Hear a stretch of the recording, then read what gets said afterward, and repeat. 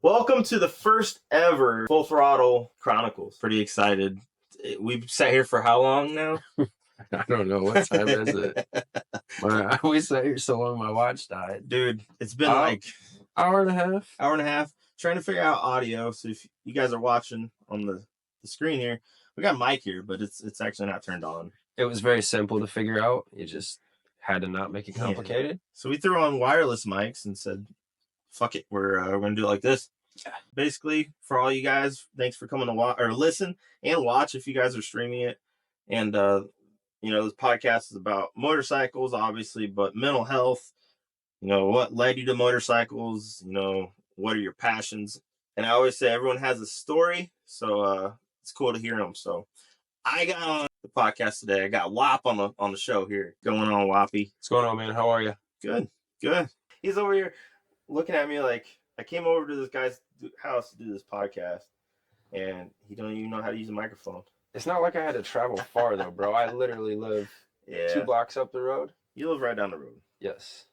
Right down the road. So, Wop used to work at the dealership with me at that Harley Davon of Fort Wayne. We had a lot of fun. Oh, yeah. We had a shitload of fun, man. A lot of fun. We always talk about the culture, and people always ask me, like, why it was so hard to leave the dealership when I did. It's because of the culture that's there. You know what I mean? Bro, you'd literally get people that would just come into the dealership and hang out with us for 2 to 3 hours. Yeah. Bring us food, bring us drinks, bring us snacks. Just come hang out, sit around and chit chat. Yep. Yeah. No, it was cool. Like, remember Jerry? Yeah. Yeah. Where's the popcorn at, man? Yep. Got any coffee? I grab handfuls of sugar. I still get Merry Christmas text messages from Brooklyn to this day, man. Yeah. Yeah, Brooklyn. I like that dude a lot. Yeah. I sold him that Softail, and he built it. Yep. And then last time I was in Harley, I actually saw it back in the back. Like, he traded it in, and I guess one of his Road Kings. Yeah, he traded Road King and that bike in. Mm-hmm. He got a Tri-Glide. Nice. He had always talked about getting a Tri-Glide. Yeah, it took a while. But, he's got the Road Glide, and then that. Pretty cool. He bought that Road Glide, I think 2 days, maybe 3 days after I left. Was it? Yep. Lawhorn helped him out. Yeah. So yeah, he was still there then, too. I told him to ask for Brandon. Yeah. No. Yeah, the OG Harley family back in those days. It was a lot of fun. But remember the picture in front of the dealership? I had it on my background for my desktop for a long time. I think I still have it on my phone somewhere. We won't incriminate anybody and pull that one out. That's a good picture, though. Yeah. Everybody's smile was genuine. Yeah. Sun was shining. Sun was shining bright. I think it was actually decently cold that day, but yeah. Even though we didn't get to ride them far, it was still nice riding those motorcycles in and out of the dealership every day. Oh, yeah. It was cool, but you got 60 bikes, and then like half the team either can't ride, they're not allowed to ride, they're banned from riding because they got their license suspended. Well, see, we had a lot of those. I didn't work there when that happened. I think that was after I left, and I think a lot of it was because of the how do I put this, hood rat shit that we did while we were there. Yeah. You can only do that stuff for so long before it stops. Yeah. But it was enjoyable. It was very enjoyable. I only wrecked one bike the dealership had. That wasn't my fault, though. I rode wheelies on Chief's Pan America. Oh, yeah. And then wrecked it, turning 2 miles an hour in a left-hand turn. Yeah. No. And I thought I broke my ankle. I still have those pictures on my phone. I remember the pictures. I remember seeing them somewhere. My whole ankle, from my ankle about halfway up my calf, was just solid black. I remember you were out test riding. Mm-hmm. Yeah, I remember you came back and you were walking off lane. Yep. And I was like, "What's going on, Wop?" And they're like, "Oh no, nothing." I'm like, "This motherfucker." I went and told Chief I wrecked his Pan America, and he's like, "Were you doing something stupid?" I was like, I was riding wheelies before that, but no, I literally slowed down and went to turn in the parking lot, and it just fell on its face, and I just didn't give it gas, and over I went. Those set really high too. It's like falling off a horse. Mm-hmm. For me, it is, at least. Yeah, I remember Cody riding them off the stairs. Oh yeah, I've done it a few times since. That was no. Actually, I didn't mean to name drop anybody right there. oh, You're gonna have to cut that out of there. Yeah. Dude, I remember when I started at Harley, I just started as a delivery specialist, and that's all I was doing. Yep. I thought that was like hands down the coolest shit in the world, Oh, yeah. you know? No, you it just bought a is. motorcycle and I get to go over it with you from top to bottom, front to back, and show you everything about this. Shit's important. Hell yeah, man.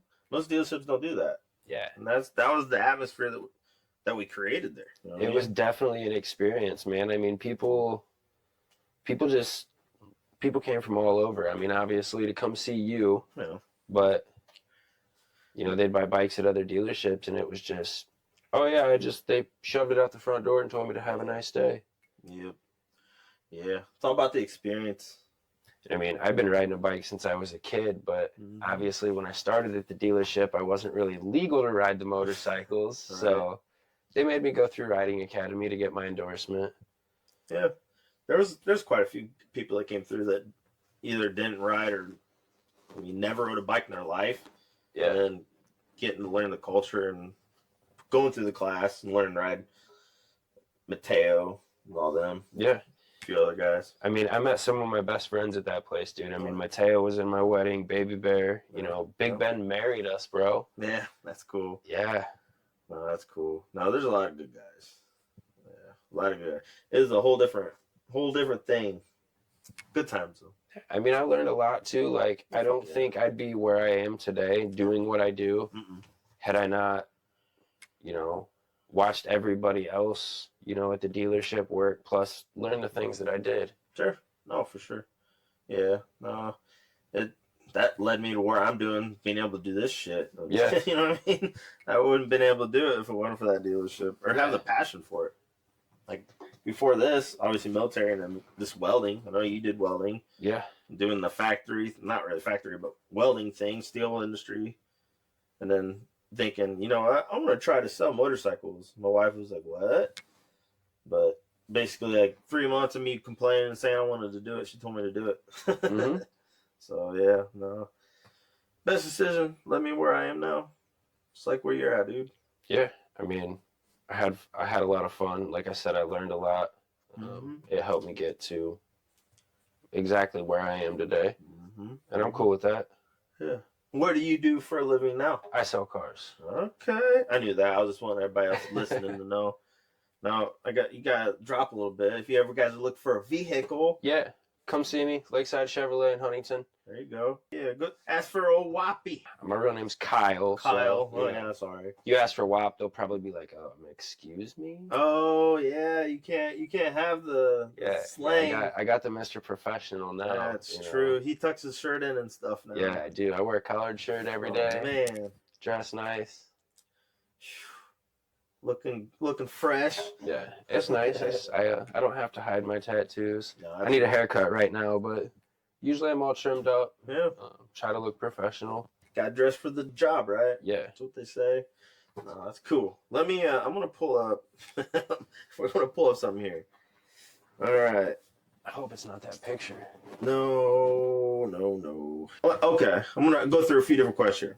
So, what inspired you to get into the field that you're in now? Whether it's sales, or cars, or whatever it is. What made you make that move to want to go to Harley? I mean, I was in the welding field and, you know, I was a steel fabricator for a while. I did a little bit of everything. You know, worked in different fab shops, stuff like that. And I just got burnt out on it. Yeah. You know, working production, working long hours. And I think I was just scrolling Indeed one day, and I happened to see that ad, and I applied. You know, my old man's ridden motorcycles since I was a kid, and you know, I thought I knew a lot about Harleys. Yeah, I thought, but there's just so much, man, and you know, so I put in an application. I think Evan called me. And it's funny because, you know, I went to high school with Cody. I knew Cody worked there. And I just didn't say anything, you know. And they're like, yeah, you know, you're just talking to people. You're showing people motorcycles. You're showing them around the dealership, you know, this, that. And I'm like, whatever, man, I'll give it a shot. Like, I'm ready for some change in my life. Oh yeah. So yeah, you know, I was nervous at first. We all were. Yeah. You know, just scared. You know, somebody'd walk in the door and you'd stand there behind the counter, just stiff, looking around like, oh, somebody else, please jump out there. You know, then it got to a point where it's like, dude, you're just meeting people and, you know, listening to people's stories about riding motorcycles, or how people even just come in for t-shirts. So, Right. you know, oh, hey, I'm just looking for a t-shirt. Yep. Perfect. You know how many people you sold bikes to that were just looking at t-shirts Mhm. because they seen what you offered, you seen what you got with it. You know what I mean? You give them a reason why. Yeah. That's Or, you know, the best is the people that, you know, oh, hey, I'm just going back here. I might peek on my way through. Just I want to look by myself. Yep. Awesome, man. Yep. You know, you see them 10 minutes later and they're walking up to you, flagging you down. Hey, hey, hey. Mm-hmm. What's up with this bike over here? Yep. Yep. Everyone has their own path of what led them to that, and it's important to remember where you came from. That's the next question. How did your background influence your path?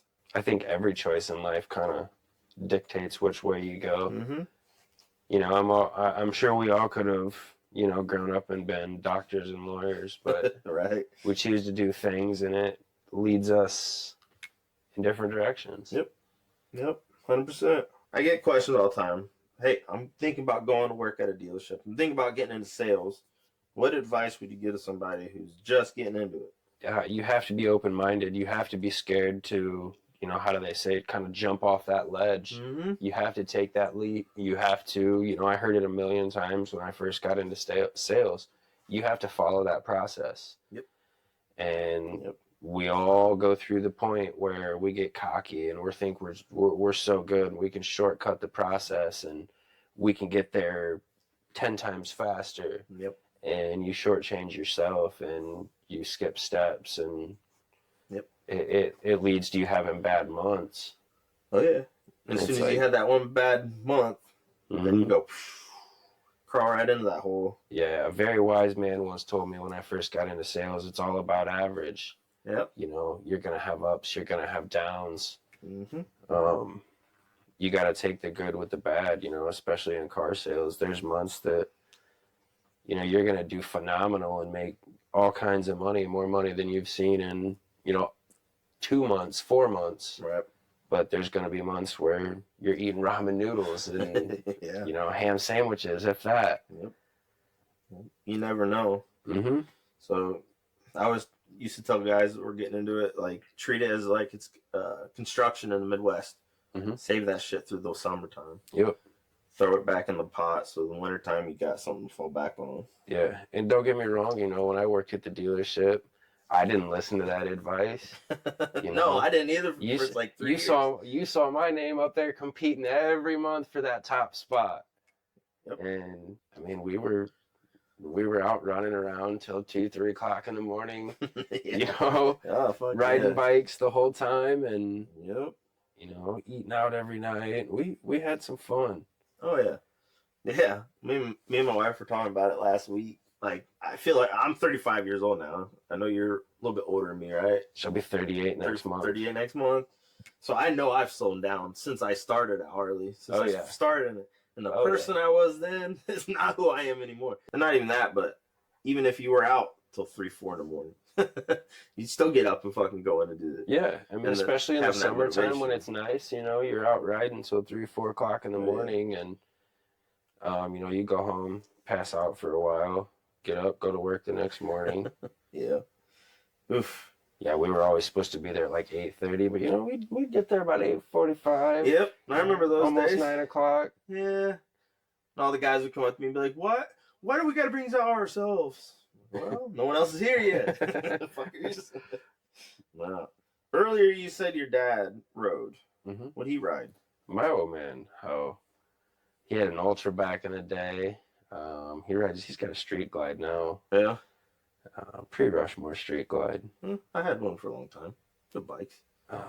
He bought it brand new. Yeah. Takes great care of it. Sits in the garage under a cover. Nice. Hell yeah. What's your most memorable moment about motorcycles as a kid? Oh, my old man used to want to take that thing everywhere when I was a kid. Yeah. And then I had a certain age, I'm like, I'm not getting on the back of that thing with you. That too. Yeah. And now I look back, I'm like, damn, she just got on the back of that motorcycle. And, why not? You know, everywhere. He wanted to take that thing everywhere. Yeah. I remember that age when you're like, maybe I shouldn't ride on the back of the bike with your dad. I was cool about it. My old man always made me wear a helmet. Too old for this now. Yeah, that's exactly what it was. I want to be part of it. Yeah. How has being in the motorcycle community impacted your life? I mean, you always got people to hang out with. Like, you know, you're bored, go out and ride around. You're bound to run, especially on a nice day. You're bound to run into somebody. Right. It's true. Maybe they'll show you a new, you know, little path that they ride. Everybody's got their own little paths, little routes that they take, you know, just on cruises, stuff like that. Right. The motorcycle community is bigger than what you think it is. Like, if you're not in it and you don't see it, you don't see it. I don't know if that makes any sense, but there's always bike nights at a bar somewhere in town, depending on where you live. People don't realize that. People are like, oh, there's no bike events this week. I'm like, there's 4 of them going on like tomorrow. You know what I mean? Not only that, dude, like, we were riding last weekend, and there was a car in front of us, and they kept sticking their hand out, tapping on their roof like this. Yeah. So obviously everybody else knew what that meant. So we slowed up a little bit, and sure enough, there was a Johnny Law sitting back in the weeds, just waiting. So tell the folks that are listening, you don't know what tapping the helmet. You said what it was, but say it again. So you're riding down the road, and you happen to see a police officer either side of the road. As you proceed past that officer, say you see another motorcyclist, somebody else in a car that you think might be going a little fast, you just give them a little helmet tap, just to let them know, hey, there's an officer back there. We don't do that. Any officers, if any officers are watching right now or listening, we only do that in Mexico. That's what we do. I plead the fifth. All right. What's your bucket list motorcycle? What's one motorcycle? If you could pick it up right now, what would it be? Throw you on the spot. There's a lot of options. I don't know, dude. I just bought a bike, and well, tell them what you just get. I got off a Softail. I ride a 21 Road Glide now. Yeah. Dark side. I went with a standard. I got some plans for it. I can't really say, because if my old lady watches this and finds out, I get it. Finds out what kind of money I'm about to spend. Yep. I might have a black eye next time you see me. I get it. I told my old lady the only thing I was going to do is put a set of slip-ons and a backrest on my bike, and the only thing really stocks the tank and the fairing. Yeah. How's that going for you? Nah, she knew it. She knew that was going to happen. You get into that motor yet? Not yet. Yeah. We'll get you there. Not yet. I got some big plans for some long rides, and I want to make it as reliable as warranty-wise as I can. That warranty goes out, though. Yeah, you're still under warranty. Yeah, so I'm keeping that warranty. Yeah, you use and abuse that. I mean, use that as much as you can. Hey, I got a bike I can abuse. I don't abuse the Road Glide like I used to. Not since I got the other one. All right. What is your most favorite ride? Or earlier you brought up has their own path and things like that. What is your favorite place to ride, or where would it be? Dude, it really doesn't matter. Like, I got a couple buddies that I really enjoy riding with. And I enjoy a little bit of everything from, ripping down back roads, bouncing it off the rev limiter to my favorite. Cruising down, we've even crept down gravel roads, first gear, just rolling with the clutch out, listening to music, half-assed talking, bullshitting back and forth. That's the fun part. Is that it doesn't matter where you're at, as long as you're on a motorcycle, it's good. I mean, literally. We've ridden north quite a few times, and then just found a side road to stop on, and you just obviously stop, turn your bike off. Right. Just leave the radio play or something, hang out, chit-chat, drink a pop. What kind of pop, if anyone? If Mountain Dew's listening, Mountain Dew, right? That's all I drink. That's all he literally at the dealership. He would have bottles of Mountain Dew with him. He's got a Mountain Dew with him right now. He brought it over. Oh, that's empty. That didn't last long. I'll have to stock the fridge up here with some Mountain Dew for you next time. That's like 3 drinks. It's gone. Shit.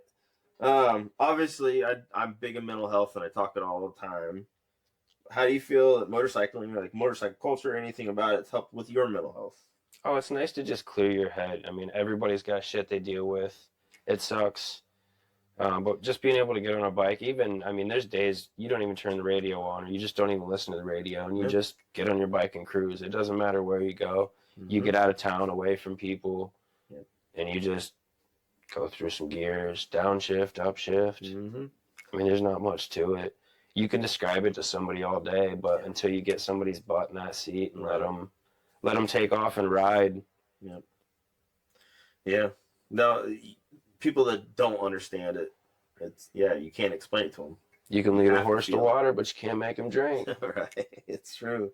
It's true. No, motorcycles, that's the worst part about the fall time, especially here in Indiana in the Midwest when it gets cold and the snow falls and shit. You don't want to take your bike out. It's a shitty spot for a lot of people, mental health wise, because of that. So, what advice would you give to those folks?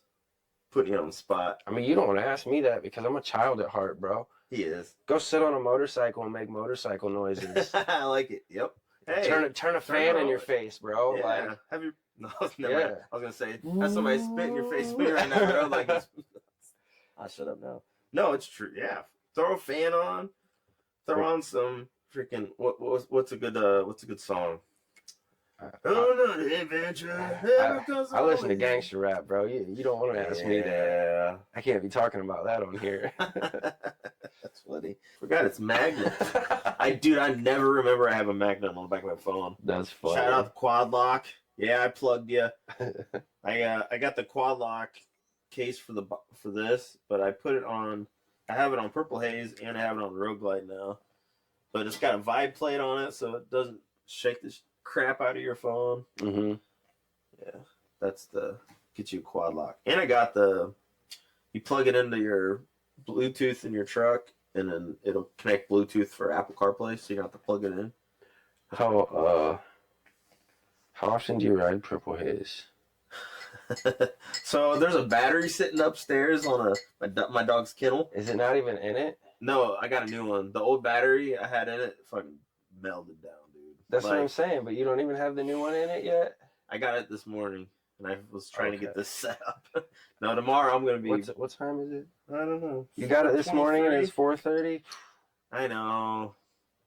But tomorrow, y'all can expect a video of Purple Haze getting back together. And good. No. Yeah, there for a second I thought about selling it. Because I was sitting in the garage airbrushing, and I looked back, and I had it covered up because I didn't want to get overspray or whatever. Obviously. And I felt so bad for it. I'm like, wow, she's just sitting there, and no attention, no love. I'm like, man, someone else maybe will give it to her. But then I thought, after reading 875 comments of me not to get rid of it, I'd regret it. Then I decided, yeah, I'm not gonna sell it. You'd regret getting rid of it. I know. That bike is what started Nick the Harley guy. I know, but once you got rid of it, you would have never got it back out of my garage, right? I know. That's very true. It wouldn't have went anywhere. It would have been mine from there on out. My cousin got a hold of me, Jeremy, and he said, hey, I'll just keep it. I'll pay for all the services, make sure it's all good to go, and ride it for you. And I'm like, no. Just going to put some miles on it for you, bud. No, I'm going to probably ride her the most till the end of the season. I got to give her some love. Yeah. That's sporty, though. It's so hard not to get on that thing than any other bike. And it's so funny to say that. But that thing's like riding a little dirt bike the way I got it set up. Like, it's so, you can't not do a wheelie. Well, I think that's what I'm going to do with my Road Glide is I'm going to put, I don't know if I want to do the 9.5 or 10-inch pullbacks with a medium bend bar. Mm-hmm.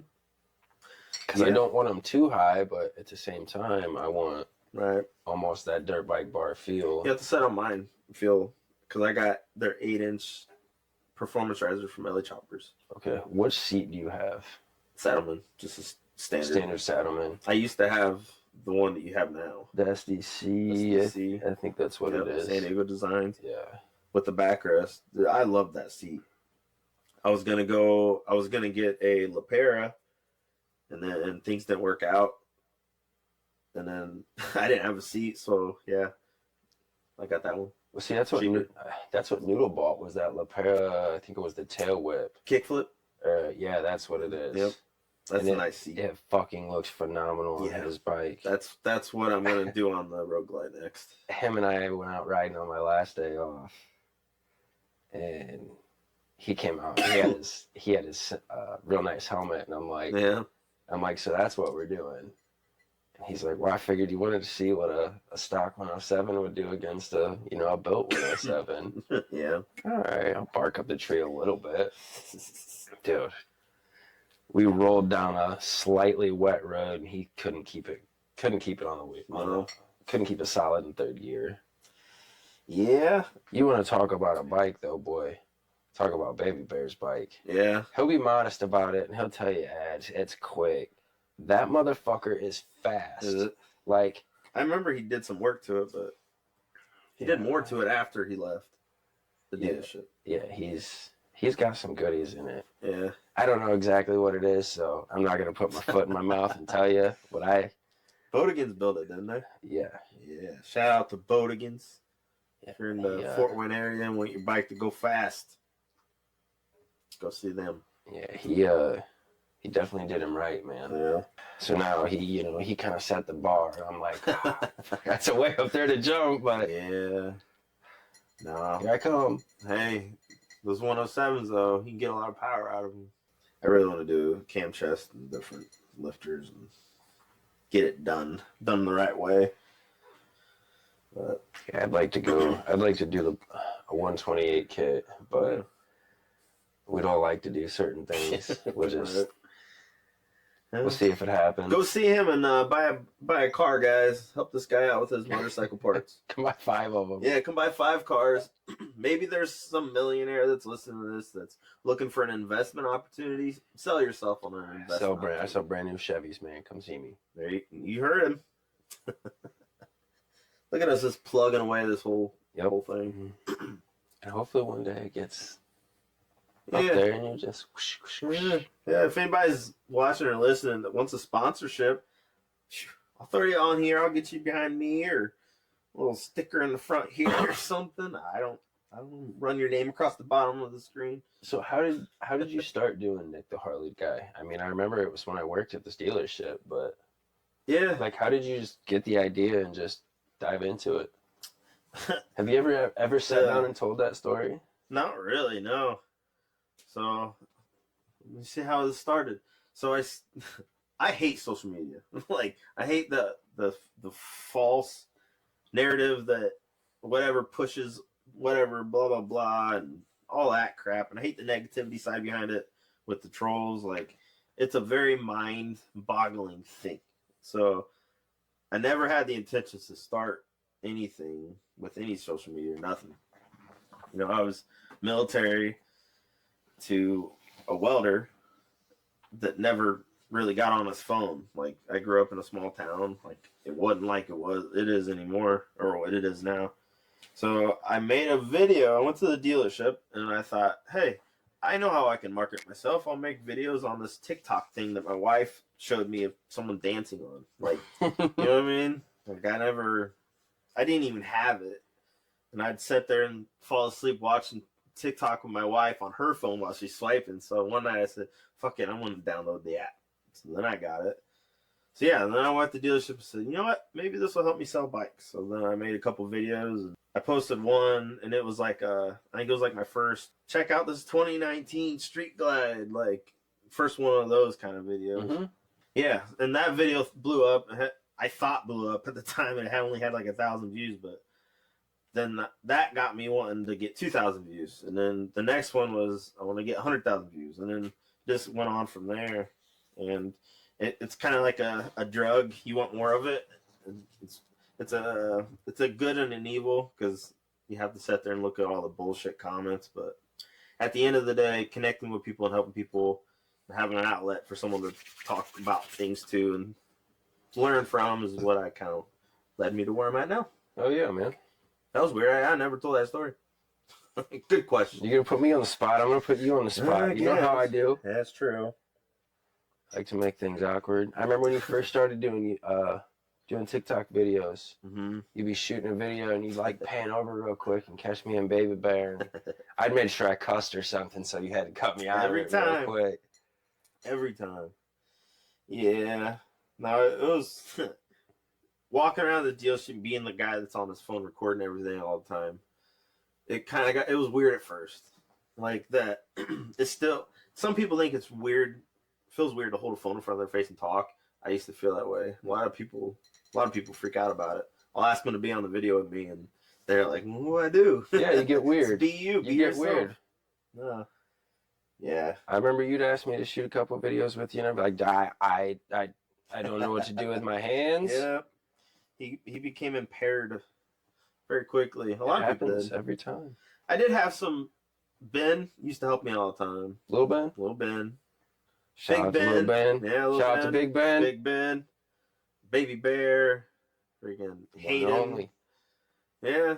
Baby Bear's my homie. Yeah, I had some good camera guys, and I've met some great people that I met because of working at Harley. Yeah. People that were invited to my wedding. You know what I mean? People that were in my wedding. Right. Yeah. Well, there's still people that I talked to since I left, which whatever, but still, yeah, there's a lot of good people out there that are part of that. We've run into people like, out at eating breakfast in the morning and stuff, just around Fort Wayne, stop at one of the diners or something, and you see 2 or 3 bikes out front, and you walk in, and it's like, yep. Hey guys. It is funny when bikes always pass us or drive whatever. I'm like, oh, I sold him that bike. Yeah. Hey, I closed the deal on that bike. I did. Hey, that's a 21 Street Glide. Oh, yeah. 22 Road Glide. Yeah.